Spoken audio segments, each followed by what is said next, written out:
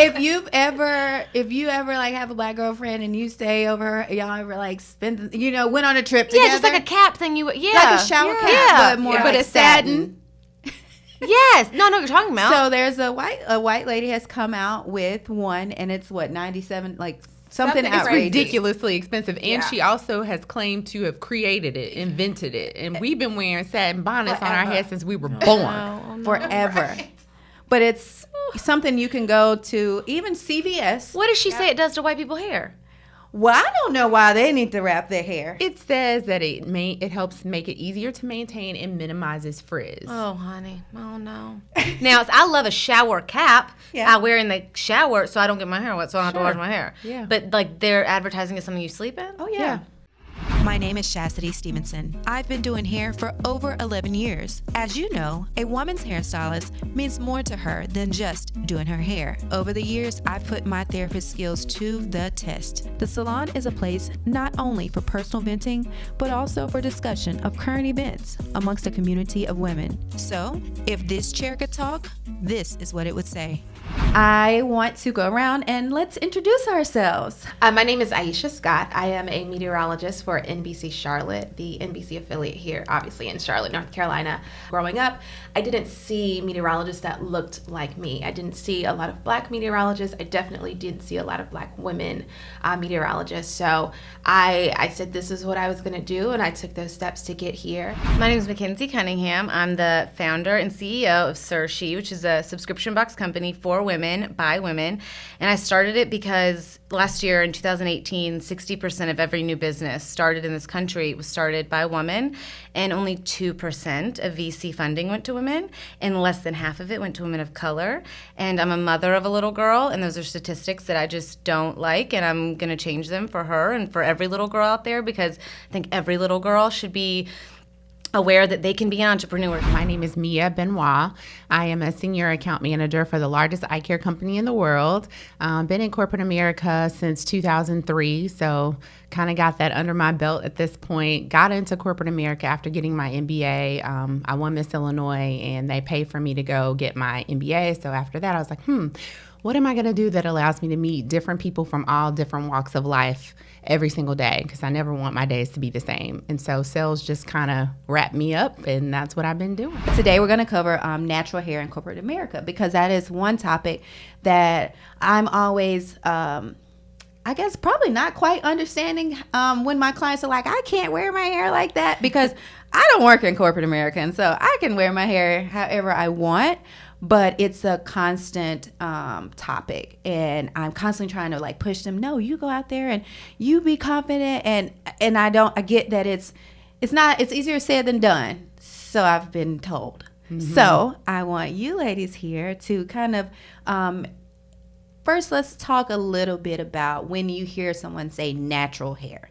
And we have 3 different women from 3 different backgrounds with 3 different types of jobs. What does that mean to you?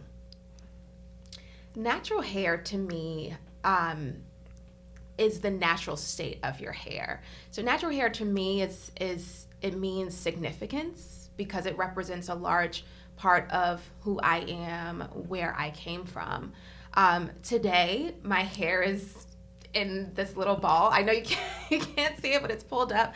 But when I'm on television, I wear wigs on TV. But when I'm not on television, or I'm away from home or work for a good amount of time, I usually just wear my natural hair, because I really do look at my natural hair as just part of me and part of who I am. And it's something that I don't feel like you can take away, especially as Black women. You can't take away from us. Mackenzie, what does that mean to you? What does natural hair mean to you when you hear it? Girl, well, nobody can see me, but I'm white. White. Like, I don't even have a spray tan today, so I'm real white today. So for me, natural hair just means what grows out of your hair. Uh-huh. But, like, that's what I think of. So I'm just glad to be here, because there's going to be so much conversation that I hadn't even thought of, or I wouldn't even think of it through that lens. So I'm just excited to hear what you guys say. But for me, that's just what I think is when nothing's done to it. Just what naturally comes out of your hair with nothing done, nothing added, just no God color, no straightener. Yeah. Okay. Yeah. Cool. Good. Well, I guess I view it a little bit differently, because it took me so long to embrace my natural hair. Shassity, you know this. it was a process because I never knew what my natural hair was. My mother chemically relaxed my hair when I was in the 3rd grade. So I didn't know what natural hair was until almost 4 years ago when I met you.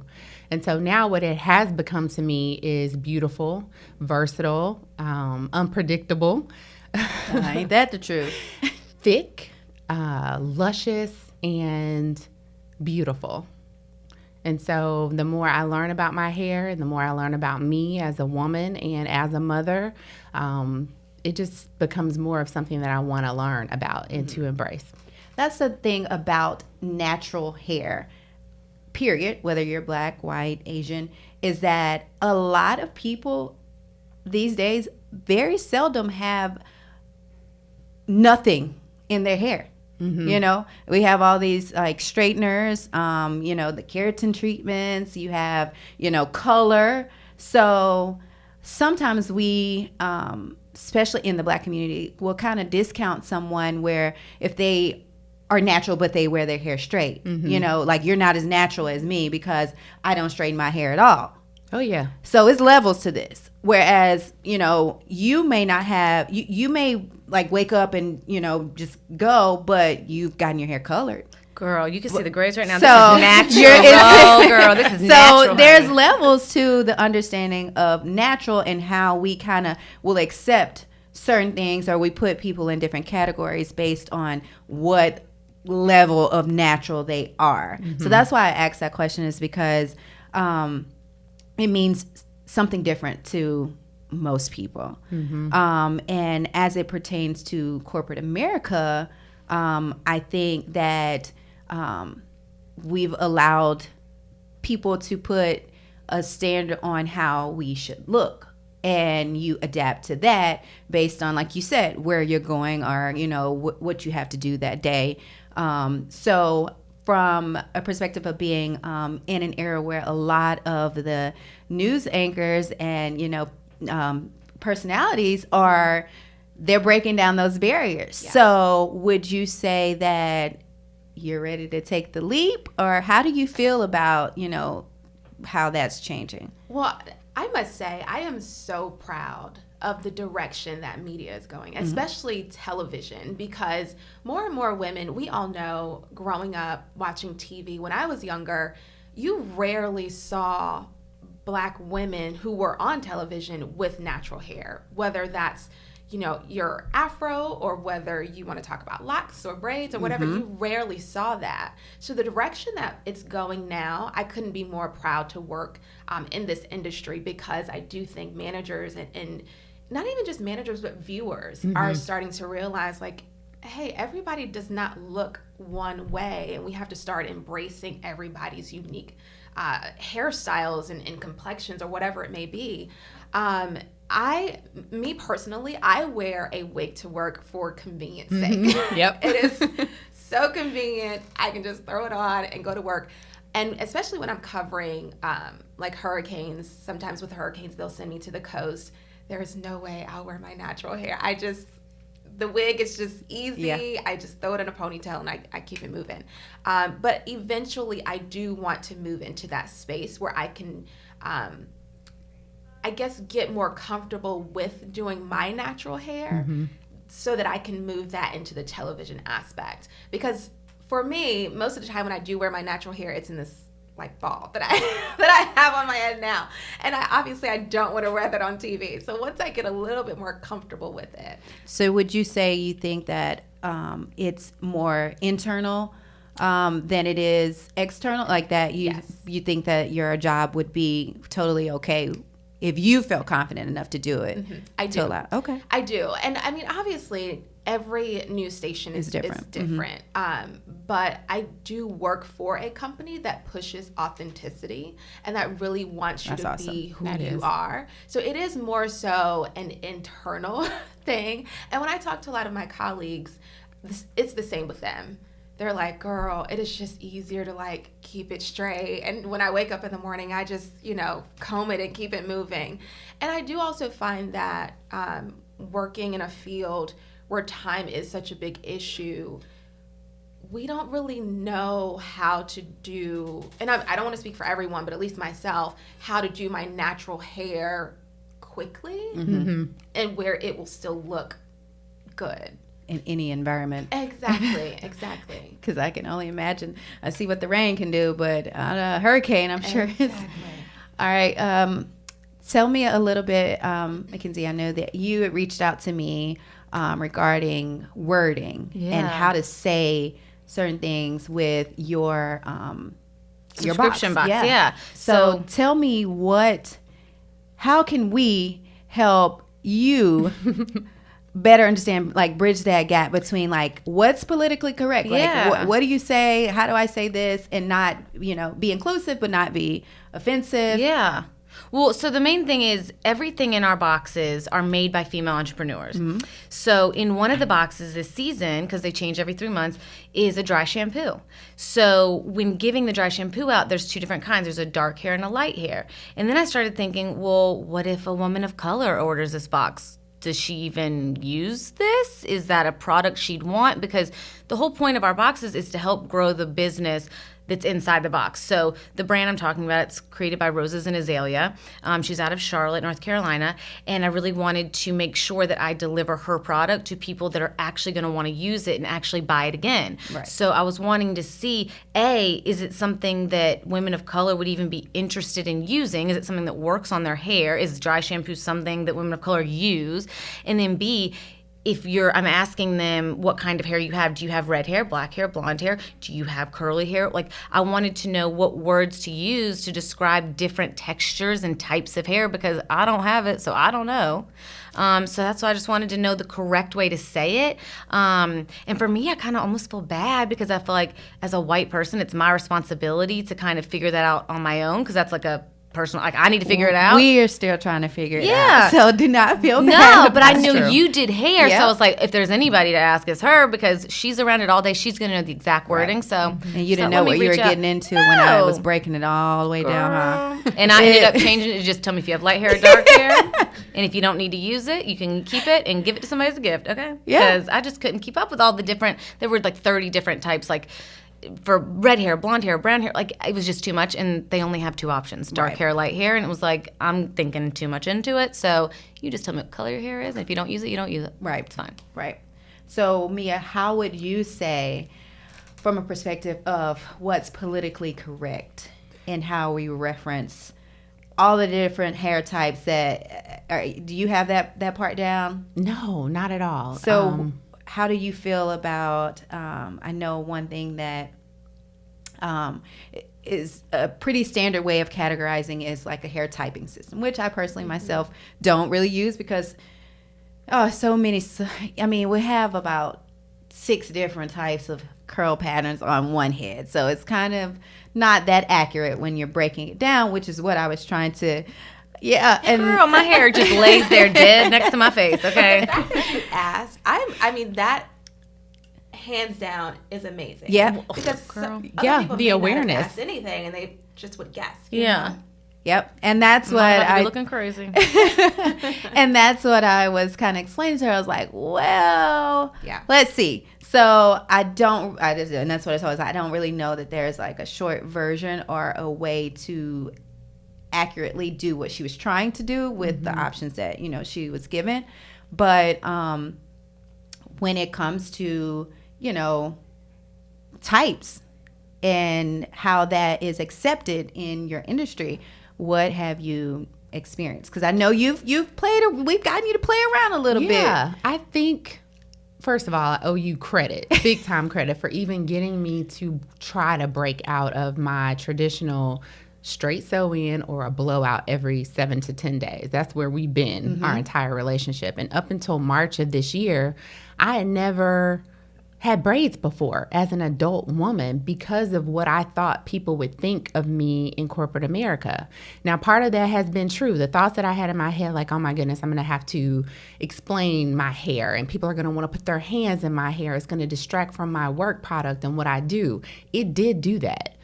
I'm in sales, so I don't see the same people every day. Every day I see different people. And every day my hair was the first topic of conversation in every sales call that I would go in.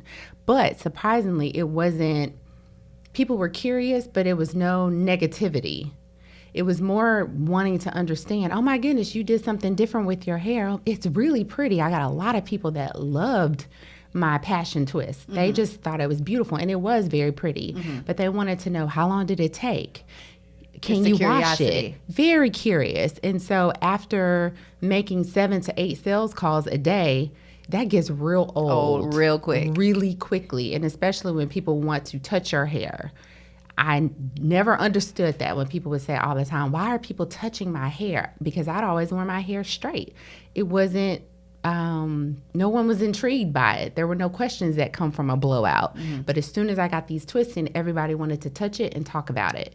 And so I had to get used to not being agitated with it, but really using it as an opportunity to share and to educate, not just them, but myself too, on the beautiful versatility of black hair and what you could do with it. So yeah, it's a lot going on. It's complex, all the types of hair. I don't even understand that myself. It's magic. It is magical, and that is something that I've grown to love over the last, 6-7 months. It's just the beauty that comes with black hair. Yeah. What does it mean to you guys when another way that a lot of my clients like, but my hair ain't done? What is done? We've talked about what is natural, but what is having your hair done? What is that to you? I feel like I'm still thinking about that a little bit. To me, I think when my hair is done, it's like I'm comfortable with it. Like it's. But you're doing this, like down. So. Is it down? Is it being down, meaning done? Not necessarily. I don't know. Gotcha. Okay. That's a good one. That's a good because one. I saw the list and I was like, I don't know. I would probably. I would say probably. I know you're saying hands down. Does that mean down? But even when say for instance, if I do my hair in a twist out, to me that's done. Mm-hmm. So whether it's straightened, that's done. In a wig, that's done. So is polished this is synonymous to done? Or if I was to, slick my hair up and do like a cute top knot, is that done? I think that's done too. Acceptable to wear like in public is done. I was about to say, is it more of what you feel comfortable with? Is that done? Yes, done to me is a feeling. Yeah. It's a feeling that I have when I walk out of your salon and my hair is done in a way that I couldn't do it.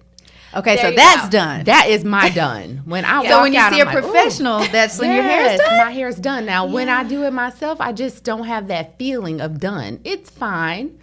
It may be pretty. It may look good, but it does not feel done. So you relate done to a hair appointment?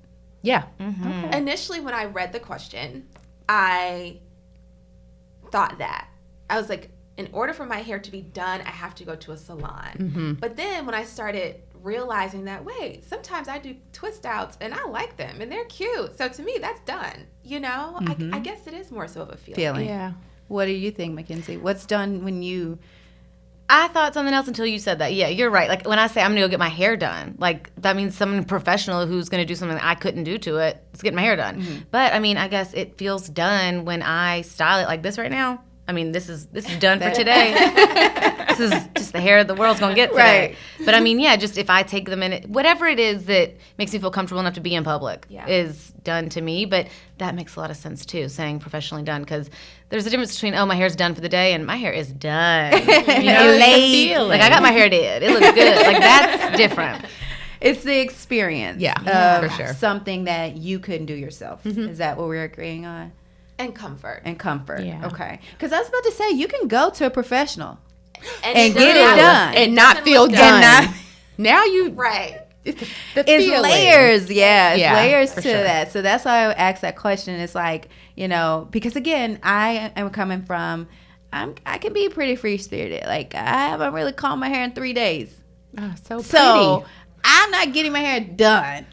But I also work in an environment where I can get away with it, because it is very, you see the styles we wear as hairstylists. We're creative, so they can be pretty out there, and we don't have to be put in a box or fit, a certain, look. So I struggle with what's done to you versus, what's done to me. And I know I do hair all day, but I definitely think that it being a feeling of being confident and feeling good. And, people tell me all the time, like, girl, I can go and do anything now that I've got my hair done. Oh, gosh, yeah. And so I like giving people that feeling because, I need you to go out there and do what you do so you can come back and we can keep on doing what we're doing. So is there a fine line between like done natural and undone and natural? Oh, yeah. Yes.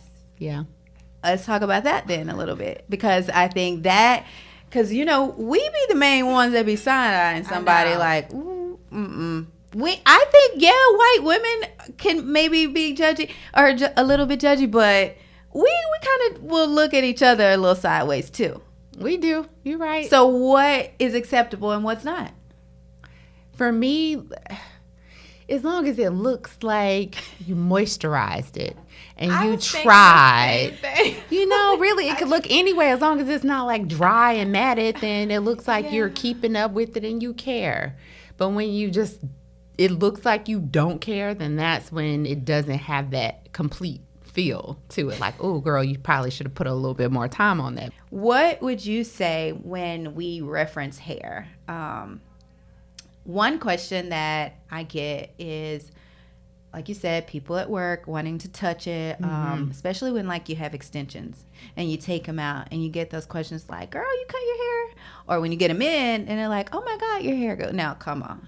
This hair didn't just grow overnight. Now, I have a question too. I'm assuming this is all like white women that are trying to touch hair. Come on. Yeah? Oh, okay. yeah. Like it's like other black women don't try to touch other black women's hair, do they? I got to speak on that. Go ahead. When I had my braids, not one black woman tried to touch my hair, nor did a lot of black women comment on my hair. It was just pretty par for the course. And I know it's not white men. They don't notice a thing. No, they do. They do? I had several of They don't notice a thing on me, girl. Oh, my goodness.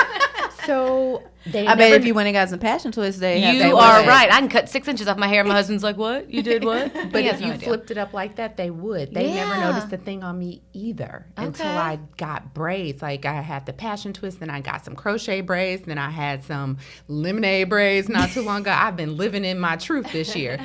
And white men particularly noticed it. And their reaction was different. Did they try to touch your hair? They did it. Okay. Now, one white so man it's white tried to touch women it. It trying was to touch white hair. women God, only we're that so wanted to touch my embarrassing. hair. It wasn't a bad thing though. It wasn't very the We're intent. grown. No better. Come on. I go with intent. Yeah. What are your intentions when you reach to touch my hair? And it was never a feeling of like, ugh, what is this? It was more of a, ooh, what is this? They always complimented how pretty it was. They always wanted to know how it got done, how long it took, like all the intricate details. But the white men always made a reference of either, did something different with your hair today. It's looking kind of crazy. I had crazy from one of my accounts. I had exotic. It's looking real exotic, like you've been on vacation. I got that. And then I also got, this is the one that like put the cherry on top. He said, well, how does your husband keep up with who you are today? Every week you look like somebody different. Oh, no. Oh, wow. And I was just thinking, wow, this is unbelievable that people think this way. How boring must his life be, though, that he thinks your husband has a new woman every day because you have new hair? I'm thinking, does my husband think he got a new wife? Right. He must be real bored at home and loving what you're doing, girl. It was wild. Wow. That is, wild. That's interesting. So with what I was saying with the extensions and the people, who, like the white women, there was this clip, and I wish I had pulled it up. I think it might have been on The View or The Talk. I don't watch much daytime TV, guys. But I never understand why people are so confused on hair extensions, because Jessica Simpson made how much money off of those clip-ins? Like, I get that sometimes we as black women, we like to be a little dramatic with it, but it's not a foreign topic. It's not a foreign thing. I mean, lace front wigs started on Broadway. You know, like if you go to a Broadway show, you'll see, you know, them mic'd up with their lace front, you know, there, or you'll see, you know, the actresses back, you know, in the 40s, like were wearing wigs, you know what I mean? So on that particular episode, one of the ladies started taking out like her clip ins, and then another one was like, yeah, and these are all like women that were not black, and then another one started taking out her tape ins, and then they got over to what was the one with Cheryl Underwood? Oh, when she took the whole And wig she off. just took her whole wig off. So I watch a lot of like daytime TV, and I saw that episode. Yeah, so that's why I don't understand why when black women wear it, it's such a, you know, like, what's going on? Why are you so confused? I'm like, I tell them, white people wear hair extensions. Let's be very clear. Now, it may be a little more natural, or, you know, it's, I think, in maybe from white to black, they don't talk about it as much. They're not going to be as forward about having them. It's more secretive, but it happens. Whereas with us, we're like, girl, who did your hair? Who did your weave? Or, you know, whatever. It's, you know, more of a let's share kind of thing. Would you say that you know, is the case? Yes. And maybe, and I don't know if I'm going to get off topic here, I don't know, but that's one thing I've always felt around women of color, or people of color in general, is, and this has to do with hair, but everything is more of a sense of community. And even though I'm white, around white people, I just feel like if you were to say to a white woman, oh, I love your shirt, it would be a, oh, thank you. But if you tell a black woman, oh, I love your shirt, let me tell you where I got it from. I got it on sale. I got it this day. Yeah, we'll tell you the truth. Exactly. And that's how I am. Like, if you were to say you liked my pants, I'd be like, girl, I got them on sale. They were on clearance. Let me give you a coupon. Like, that's how I am as a person. So I've just always been that way too. But I get, cause like, I know what you're talking about, because like I know a lot of those white girls too that would reach out and grab your hair too, because they just don't know what it feels like. So I totally get what you're saying. Yeah. Would you say that a lot of it is truly being fascinated and not understanding, or is it, girl? Because sometimes I think we kind of we will take offense to it, you know. And I don't know, like you said, if it's more because of the intent that we feel, or if that's actually what they're meaning.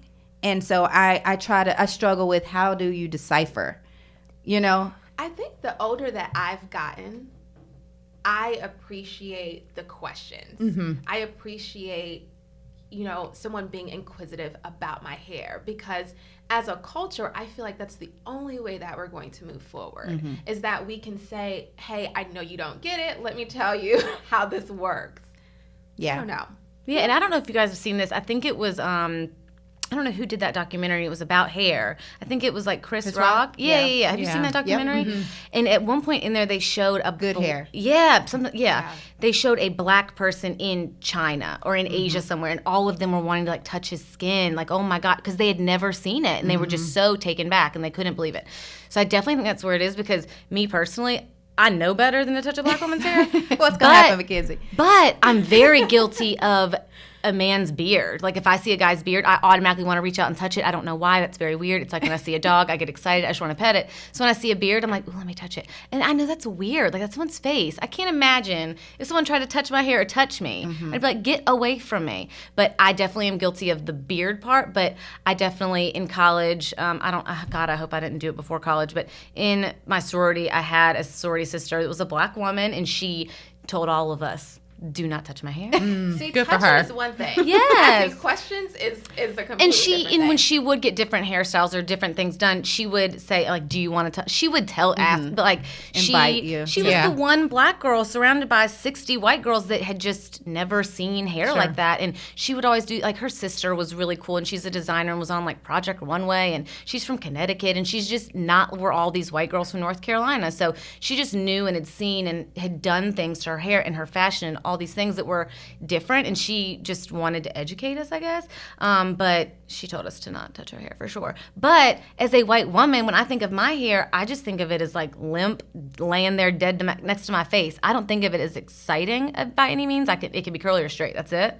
And when I look at black women's hair, I just think there's so many things you can do, and I get jealous because here there's different hairstyles every day, and you can do that, and you can do braids, and you can do that, and like I just can't do that with my hair. It's just very boring. So I understand how people would be like, oh wow, I mean, it's just gorgeous. Like your hair right now is amazing. Thank It's like you. a beautiful mane. Are you kidding me? I wish I had that kind of volume. So I understand how people that might not have ever seen something like that would want to touch it, just because our hair doesn't feel like that. Our hair is very boring. Well, I will say from my experience, in particular when I was in cosmetology school, you see some of everything. Sure. And I try to educate my clients from a perspective of that same kind of vibe, is that there are some white people that need a relaxer.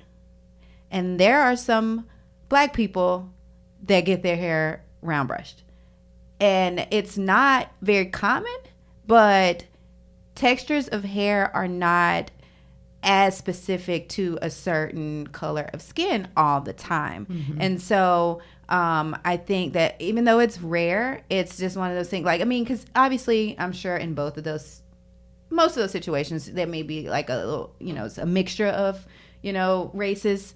But there are some, like I have done a relaxer on a white girl. Okay, here's a real dumb question. What's ahead. a relaxer? What is that? A relaxer is so you know how you guys get perms and Okay, you make so your hair that's curly? okay, So I know it's what the you're talking opposite. You Okay. get your hair straightened. It's not the same chemical or process, but the end result is the same. You want to reduce frizz and not have to straighten your hair every day. That's the same goal we go for when you get a relaxer, right? You're just looking for something that's going to make your hair low maintenance. Mm-hmm. How long does that last? A relaxer or a keratin? Relaxer. For me, I thought it lasts 6 to 8 weeks. So with a relaxer, it lasts as long as you're continuing to get the treatment, but you have to get it's like getting color. You have to get the new growth touched up. So you're still going to have relaxed hair if, like, when she transitioned a year later, she still had a relaxer. She wasn't all natural, but she might have had, 4 inches of But the natural, part that's been relaxed will stay that way for like a year if you wanted to? until you cut it off or it grows off. Can it go back or no? No, it's irreversible. Wow. And you Yeah. got it in third grade. In third grade, before That's I even wild. knew my own hair. I'd never done my own hair in third grade. My mother was still doing my hair every morning before I went to school, so I never got a chance. Did you to ask know for what it? my hair? No. She just told you were going to get it one. Well, my mom was working crazy hours. I'm one of 6 children, 5 of which were boys. So I'm her only girl. My hair was crazy thick, big. It took a lot of time on Sundays. Sundays was like dedicated to washing and blow drying and Wow. pressing hair. Back then, we whole used day. to press hair. It took like 6 hours from start to finish. And see, that goes back to the convenience factor. Yes. Yeah. That we talked about. 6 Yeah. hours? Yeah, that was an easy Sunday of getting my hair from start to finish. She would stop and do some other things in between, but it was an all-day process. So I see why she put a chemical relaxer in my hair in third grade, because it was easier for her to manage it. But if I could go back in time, I would have never done that, because since not getting a relaxer anymore, I realized I didn't even need it. Yeah. And I remember in that documentary, can't it burn your skin? Oh, And like girl, it's very, yeah.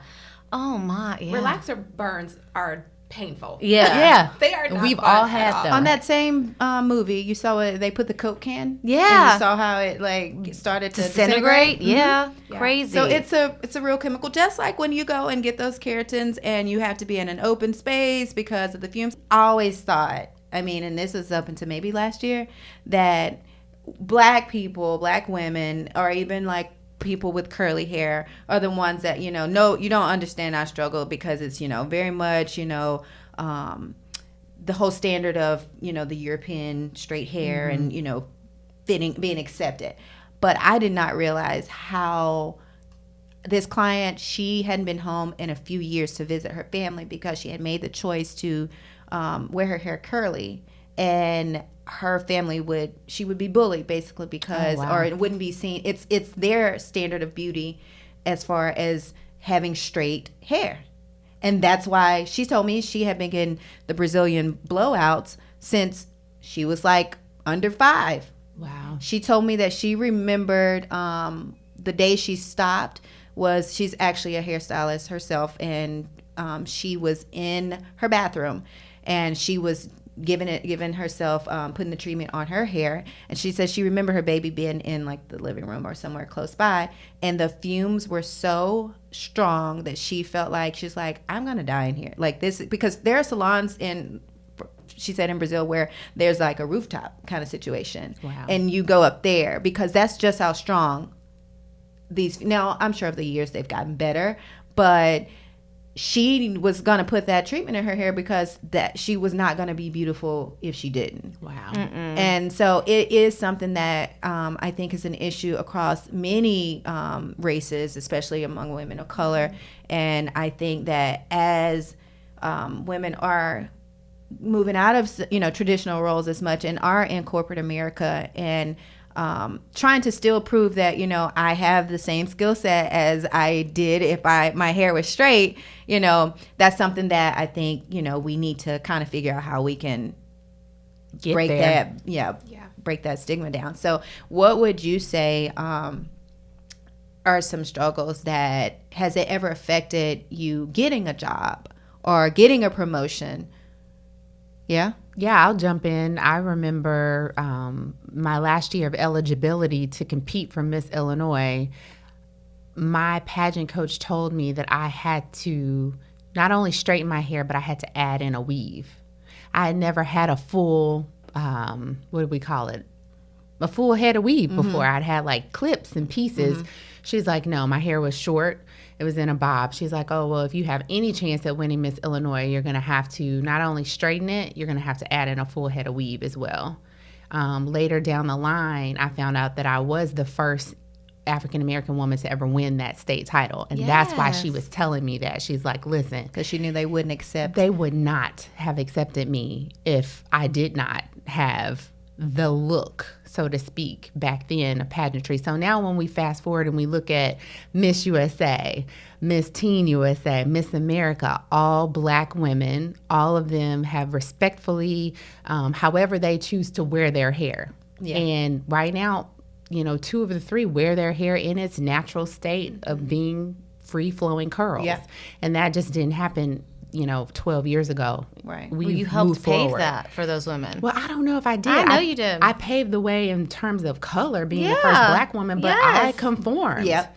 But I still wore a weave because that's what I was told that I had to do. And I wish now, looking forward, I'm like, man, you only impact and change things when you break the norms. If you look like everybody else, nothing changes. But you have to give yourself grace because you did, because even if you didn't wear your hair the way you wanted to, you at least gave representation to a lot of little girls who did go and wear their hair the way they wanted to. So like, even though you didn't do it 100% the way you wanted to, I mean, I think that you inspired the women that are going after you. I mean, that's huge. It's got to hard give yourself credit for what you did. Yes. So I'm happy to have been the first black woman to represent.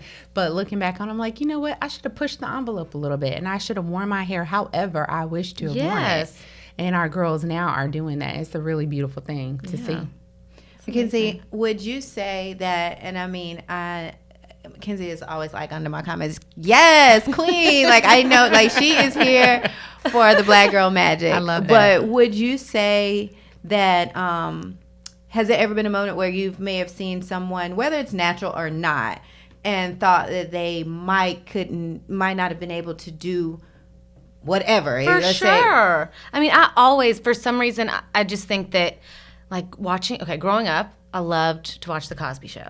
And I loved Denise, who didn't think Denise was everything. I just thought she was the most beautiful thing I'd ever seen. And her hair was always different and cool. But I always remember thinking when she would have like dreads or something like that, I remember thinking, oh, that's not something you would see every day. That's not something you'd see in corporate America. So I think like dreadlocks specifically is the one thing that growing up I thought wasn't the definition of professionalism or what I thought of. But now I look at it and the second I see dreadlocks or something, when I see that, I think, wow, like they're very deep. They're very in tune with themselves. They really love themselves. That is like what comes out of them. That's what they want to portray to the world. Like I see it as they're so much farther along on this journey than some people because they've gotten to a place where they want to do something that's beautiful and it's not something that's not them. This is what grows out of their head, and they've decided to do something. And they own it. And they own it, but it's something that's taken a long time to do. It took a lot of dedication to get those. Like, it's very special to them. Committed. Yeah, it's a commitment, and it's very special to them, and they're beautiful. So I don't think the same way at all anymore because I see it all the time now. Now, have you ever seen maybe a friend or a family member that may have had a different opinion? Have you ever witnessed where someone judged someone based off of their hair? Yes, all the time. Girl, I'm a what white was person that? in the South, of course. Yes, What What does was that that sound like like? for Yes. you? Yeah. And honestly, when you say that, like I can remember my whole life just hearing things that were offensive. But I mean, I don't even know if I can think of a certain time. But yeah, for sure. Like I don't remember like the exact details, but I remember when I used to work for a spirits distributor, another girl that worked there too, we were going through like a training, and she came in and had like it was raining outside, and she had like an umbrella, but she also had like a bag or something over her head, and was like making a big deal about how she didn't want her hair to get wet. And I just remember the like some older like white dudes who, oh God, 40-plus-year-old white men, but they made some kind of comment about like, oh, they're very fancy about their hair. I'm like, what's there? And but me, I'm always very sassy and aggressive and just starting to just like stir the pot. So I'm like, what do you mean there? What do you mean? I mean, that's not even bad, but I just remember men making comments about how black women would have to, they're always very extra and they're always very whatever about their hair. So maybe that, but I'm always trying to start something with a man too. Like, what do you mean they? Who's they? Who's they? What do you mean they? If they only knew the history and what we have to do, the struggle is so real. It's really not trying to be extra. It's, I just spent 6 hours on washing and pressing and blow drying and money my hair and time and yes, it's a lot. I don't want it to get wet because then it's gonna go back to a curly state and I got to start this process all over again. So people just don't know. Yeah, I agree. And that's what I want to achieve with this conversation is like, what don't you know? What do you need to know? So let's talk about the rules and regulations regarding our hair. Well, the one thing, don't touch my hair. And we make that clear. I just think just respecting people for their own decisions, because black hair has such a history and such a struggle with that history too, that just respect people, and especially black women, obviously, for their hair, and not being so quick to judge if they want to wear their hair in, a twist out or dreadlocks or whatever it may be. Not being so quick to judge. I haven't gotten, I know with you all, you've gotten some not so good feedback with hair. I actually have not gotten any negative feedback as far as my hair goes with working in television. But also my hair has been straight the majority of the time working in television as well. But before I went to Virginia, I worked in Wilmington, North Carolina. And in Wilmington, North Carolina, my hair was straight and I had blonde highlights, like these bright blonde highlights. Nobody said anything. And then I got my last relaxer in 2014, and I've been natural ever since, and I've been wearing a wig. But I feel like when your hair is straight, nobody really has much to say. Yeah. So Have you seen any of your colleagues that maybe have tried to, step outside of what they normally look like and received any backlash of any kind, or not necessarily? I have. I remember one colleague told me that she wears extensions and she wanted to wear her regular hair, her natural hair, but not necessarily curly, but just shorter. And he didn't understand, her manager didn't understand, like, wait, so that's not your hair? Like, he thought the long extensions was her hair, and she's like, no, this is not my hair. And so he didn't get it. I have another friend, where I left in Norfolk, and she wears a curly wig because her natural hair is short. So she wears a curly wig, and it's fine. Nobody has questions about it. So I guess it's a little bit different for me. Again, I think that media is moving into such a good space, whereas more and more women, especially women of color, are able to express themselves through their natural hair, which is perfect. Well, that's good to know, because I definitely thought that it was, probably a bigger issue than maybe it is. And I think probably more than anything, it is more of you feeling comfortable enough and having the time. Yeah. And not only that, if you are a person that wears your hair straight, like I always tell people, like, Mia loves Michelle Obama's hair. I do. And I try, and I mean, who doesn't, right? I know. But I try to tell her, like, she has to be on all the time. Exactly. And so that's a wig. Yeah. It's a great No. one. Yes. No, it is not. Yes, it is. I didn't know. Y'all are either. shattering my white world right now. What? I didn't know either. It's Shaz a told wig. me. Yeah. Do I need a wig, you guys? Like, You what am I doing? Even when I wear like my wig, when I tell people it's a wig, they're like, "Shut up!" No, Yeah. it's not. I'm like, Shaz, yes, I Now, need I you don't to want to name be one of like, these wigs. I don't want to be like Kim Zolciak season 1 wig. No, you want but a good wig. let me tell That you how thing's you'll know about that to it's catch a on wig fire. if you go back to when President Obama first got elected, or like those first couple of years. You see her wearing her natural hair. Okay. And you can tell. Yeah. But you probably just don't remember. Like but the Becoming I cover. remember. Is that a wig? Oh yeah. Yeah. No. Yeah. It's beautiful. Guys, it is gorgeous. I need a training And it on costs how lots to of how to money. see It if costs it is or lots not. of And money. if you want it to look like your real hair, Oh, you're that paying wig money. is going to cost some money. Yeah. Yes. Yeah. Okay, okay. But I do just want to make it clear, though, like I said, media is going into a good direction, I feel like, with representation. Sure. But there are still some struggles. I have not experienced them myself, but I have friends who still, are trying to overcome those barriers. Right. And like what I was saying is that you have to be on so much Right. that it would really be damaging to your natural hair to have to make sure that it's perfect Yep. all the time. So wig is not necessarily like it's more of an option just to kind of save your hair, which is what a lot of people don't understand about like extensions. Like they think you have no hair, Right. and that's why you're wearing them. No. And a lot of times, at least for my clients, is they're wearing them to protect Yep. their real hair, because a Yeah. lot of times you can get hair extensions that are longer. I'm sorry, hair extensions that are shorter than your hair. Your natural hair could be like down longer here, and than you the might weave. have a bob. So that's the magic, in all of these techniques and things like that. But it doesn't necessarily mean like I'm wearing extensions because I do not have hair. Right. And that's why I went to a wig, because I started wearing wigs 2 or 3 years ago. But when I was transitioning from the relaxer to natural, I was constantly straightening my natural hair. And my aunt, who's a hairstylist, she was like, listen, you cannot be straightening your hair every day. Like, you need to figure out something. And I was like, well, I don't know what to do. So we started looking at wigs, and she's like, I think you should look into a wig. So my natural hair is longer than my wig. Yep. But I don't touch my natural hair in terms of putting heat on it. I have never put heat on my natural hair. So How I started healthy. transitioning in 2014. I've never put heat on it. Girl, this hair is fried. And that's the reason why I go for the wig. It's not just because I don't want to put heat on my natural hair, but also convenience. Like I can just throw it on. Do you and have get more out of than it. one? Do you have a couple I have looks? 2. Okay. Yes. With being on the news, though, you have to keep the wigs probably similar so that your viewers, they get used to looking at you one way, right? Yeah. So I do the 2 wigs that I do have, they're very similar. Okay. They are very similar. Gotcha. Where do Just you some get a wig? options. Like a wig store? There's just wig stores. Or you can order them online. Y'all, I am straight out of Caucasia today. I don't know a thing. Really? Yeah. Like you can go on Amazon and get a wig. You can. You don't probably don't You want don't to. need to. I don't know if Amazon sells They wigs. are. They Amazon sell sells everything. Okay. I haven't don't know seen that them you on Amazon. want to. Yeah.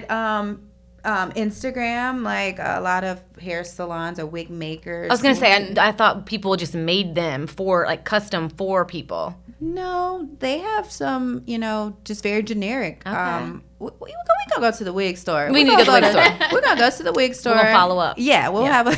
I want to come. I go. I need We'll a all wig. take a trip one day. We'll have the follow up version to. Because I want a this wig now. I have a episode. 2-year-old. I'm tired. I want a wig. That sounds amazing. Your Yeah. wigs you would not find. I mean, I don't really recommend like a good one out of the hair store. Yeah. They're usually, like I said, are something that you want to be a little bit, more unsuspecting. They're going to be better quality and things like that. But you can at least kind of get a basic knowledge of like how this works and what all goes into even just like customizing it and making it look as good. And just like I said with Michelle Obama, like Oprah, right? So I don't know if anyone follows Oprah's Instagram. Who doesn't follow Oprah's Oprah has Instagram? like really long hair, right? And it's because years and years and years of having to be on all the time, she was wearing some sort of wig or extension situation where there's like integrated and some of it be her hair. But most of the time when you see Oprah on, it's a wig. Magazine, it's a wig. Okay. But she has hair. She has lots of hair, but that's the only way she has lots of hair is because she was protecting it, and during all these times when she was filming the Oprah show. So my hair was so badly heat damaged, all that, and I was like, I've got to do something. I can't keep doing this. Yeah, it was bad. So if you had, how many did you guys watch the video that? Did you get to see the video that was attached? And so it was basically where this particular company, and that's actually from a client that I service, her company they talk about hair in their diversity inclusion and how it has affected, like the different comments that, have been made, or how I think one of them is where they say, oh, you must have had you must not have enough work because, if you spent that much time on your hair, like basically saying like, if you can switch your hair up like that, then we need to give you more work to do, kind of thing. Or like a man said that, of course. So I guess my question would be, maybe not in your particular professions, but how could someone listening to this that may be dealing with that, what approach or a solution do you think would be effective in trying to like bridge that gap? I know having the conversation like we're having, but what would be like, let's say we have a white male listener that is, a CEO. Like, how would you advise them to maybe handle it? Obviously, don't say that. But if they're curious, or if that thought is like comes to their mind, to kind of help to ease the whole idea around that, this is their hair and they are still the same person. They still can do whatever job that you hire them to do. I know it's common sense to us, but we know it's not so common. I think they just need to think, like literally. Before they speak. Think before you speak. When you see, especially a woman of color, and you see her hair, please know that so much goes into maintaining and keeping that. And her life literally, a lot of times, is built around this hair. When you're going to work out, when you're going to have your wash day, when you're going to get your weave put in, like everything goes into a big thought process to come out with what you see in front of you. So just know that it's not like that happened just out of nowhere. It was thought through. Every time you look, especially at a Black woman and her hair, there were decisions that were made that took quite a bit of time and money and effort to make it happen. So just think before you speak. I like that. We made progress on the weave and wearing your hair in a wash and go or a twist out. Now what? How far is too far? I don't think there is a too far. It's your hair. You should be able to wear it however you wish to wear it. As long as you feel confident, you look good, and you wear it with confidence, I don't think you can go too far. That's just crazy. These are things I've never had to worry about. Like, what a privilege. I mean, it's crazy that I've never had to think about that or even worry about, like, the thought of someone saying something like that to me, like, let me give you more work. I would reach out and slap somebody. I mean, I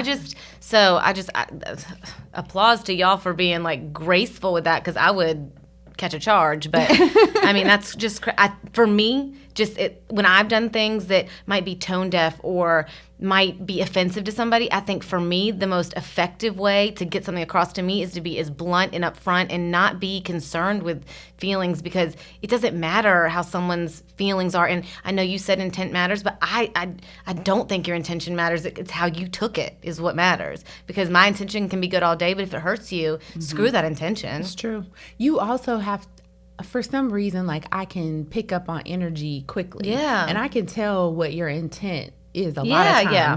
So when people come to me, I've had those people that come and they're looking, they're critiquing, they're sizing you up. That energy I don't want. But if you're looking and you're really curious and it's like, wow, how did you do that? Yeah. I'm more than happy to have a conversation with you and share with you, because I'm still learning too. For sure. I will also ask you if you want to touch it sometimes, depending on how I feel. If you're still looking and you want to, but you've restrained yourself, you did good. I'm going to let you touch it just because you did. Look, you get a little treat. You get a treat. That's funny. I think that it's going to take a lot of work, conversation, and people being open to educating and sharing. Yeah. And then people on the other side, when you have those questions, to think before you ask the questions, because you don't want to be offensive and you don't want to come across as ignorant and you don't want to be insensitive. So if everybody could just kind of think about, I wonder what went into all of that. I wonder if she would tell me. For sure. Mindfulness. Yeah. That's the best way to be. And just for sure. having that dialogue is so important. Yeah. On the flip side of that, I am in a couple of mom groups on, I know, right? I'm not a mom, but it's for research purposes because I deal with a lot of moms who bring their kids. So I kind of want to know what are people wanting to know about their kids' curly hair, and what are people telling them to do? Like, I want to see what's like the good information that's going out there. What are people saying wrong? So one of the groups is one for moms of biracial children. And mom asked the group, what age is a good age to get hair extensions? And most of the comments just were tearing her apart. Like, ouch, she doesn't need, hair extensions, and she's beautiful, and, blah, blah, blah, which she was all of those things. And she probably did need them. But for some reason, when I read it, I knew that wasn't what the mom was asking. She was actually looking for backup to say, like, yeah, she's too young at whatever age. Like, I just need, like, some other moms, some other probably black moms to say, like, no, it's too early for her to get it. Was it a white mom? It was a white mom. Okay. She was a mom. She was a white mom that had biracial children. And so what I feel like a lot of times, sometimes we can be so defensive and have our guard up and know that everybody doesn't have ill intent. True. Everybody isn't, just trying to like tear you down or make fun or make you feel, less than.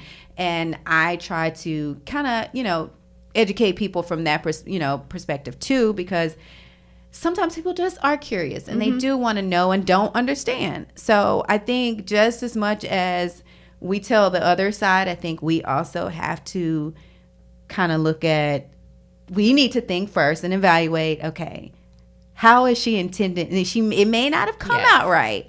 The approach might not have been, the way it should have. Mm-hmm. But is she someone that's genuinely trying to understand, because for all we know, maybe they have a, niece or someone that has, they're asking for a family member. Or, you just never know. So I think it's twofold. Mm-hmm. So I think that definitely doing what we're doing today can be extended in, the workplace, or whether it's like friends that you hear may make a comment and trying to educate them. It's definitely going to have to be a conversation, dialogue that has to happen. So thank you guys for being a part of our first step here in If This Chair Could Talk. And I definitely think that it's been very insightful.